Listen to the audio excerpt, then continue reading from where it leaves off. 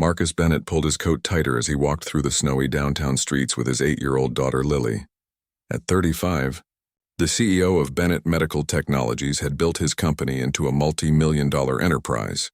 But tonight he was simply a father taking his daughter to see the Christmas lights after a late dinner meeting. "Daddy, look at that pretty lady sleeping on the bench," Lily said, tugging on his hand as they passed a small park.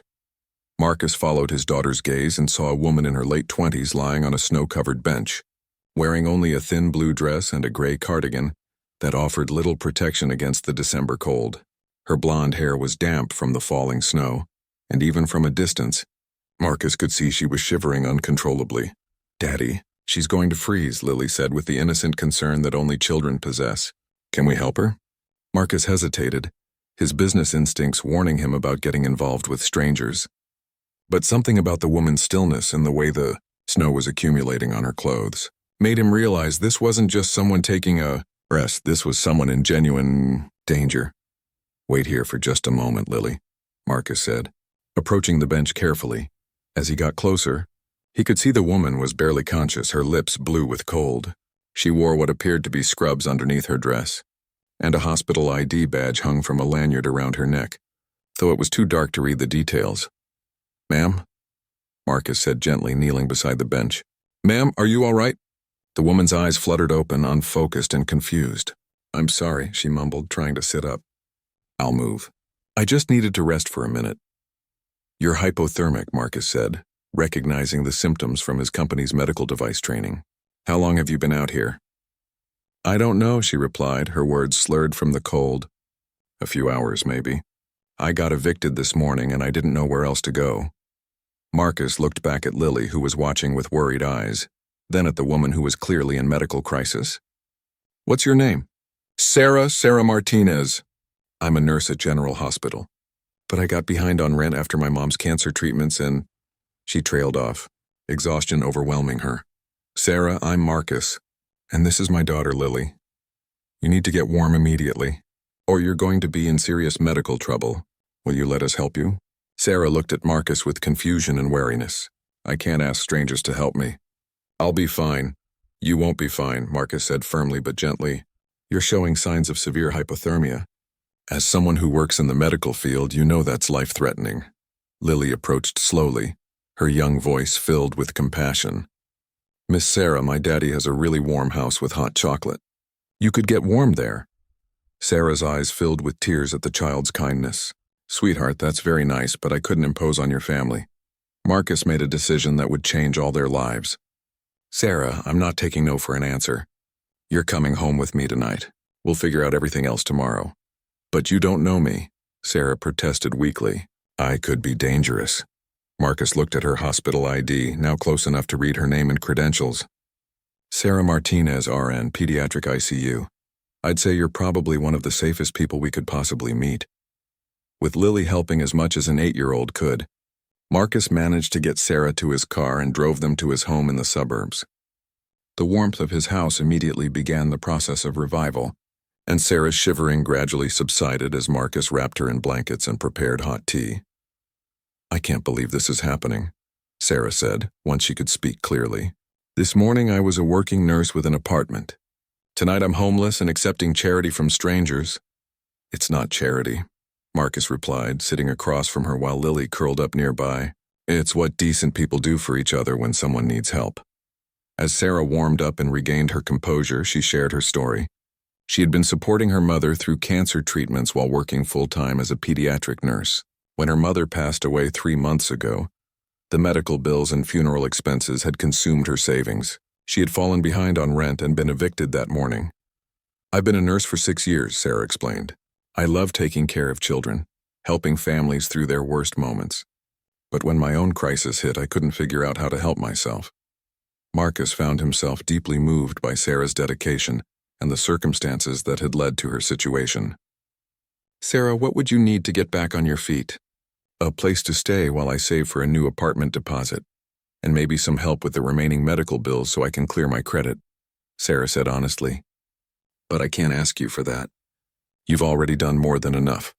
Lily, who had been listening quietly, spoke up. "Daddy, can Miss Sarah stay in the guest room?" She's really nice, and she takes care of sick kids like I was when I had pneumonia. Marcus looked at his daughter, remembering her week in the pediatric ICU the previous year, and how caring the nurses had been. Sarah, would you consider staying here for a while? Not as charity, but as an arrangement that benefits both of us. Lily could use a positive female influence, and honestly, having a pediatric nurse around wouldn't be a bad thing for a single father. Sarah stared at Marcus in disbelief. You're offering me a place to live based on meeting me 3 hours ago? I'm offering you a chance to get back on your feet, Marcus corrected. And if you're willing, maybe you could help me understand some things about raising a daughter that I'm probably getting wrong. Over the following days, Sarah proved to be everything Marcus had hoped and more. She was responsible, kind, and formed an immediate bond with Lily. More importantly, she brought a warmth and nurturing presence to their home that had been missing since Marcus's divorce 2 years earlier.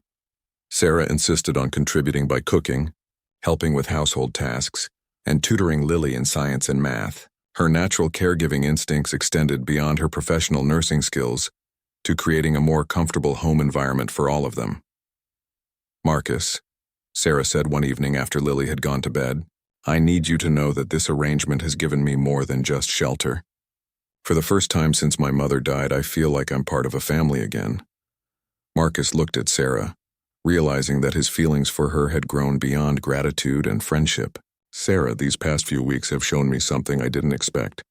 You've brought something to our home that Lily and I didn't even realize we were missing. What's that? Completeness.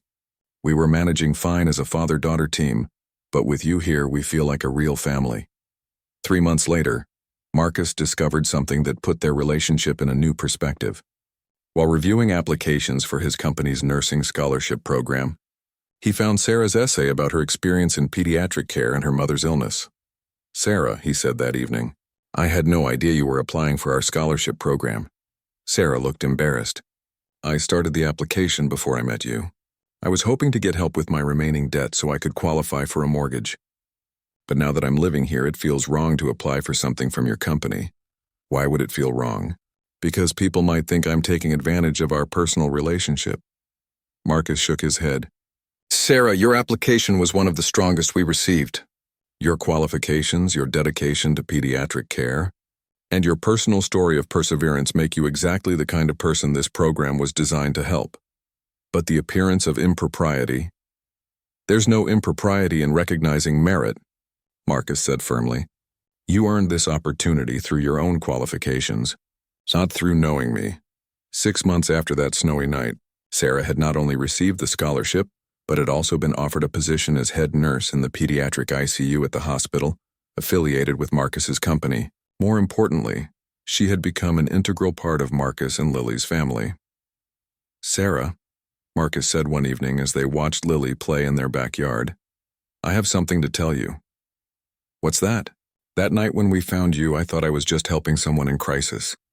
I never imagined that helping you would end up helping me discover what was missing from my own life. Sarah took his hand, looking at the man who had seen her at her lowest point and chosen to offer dignity rather than pity. Marcus, you didn't just save my life that night. You showed me that sometimes the worst moments can lead to the best outcomes. Lily ran up to them, her face bright with the joy of a child who had gained not just a friend, but a second parent. Are you guys going to get married? She asked with the directness that only children possess. Marcus and Sarah looked at each other, both realizing that what had begun as emergency assistance had grown into something neither had expected to find.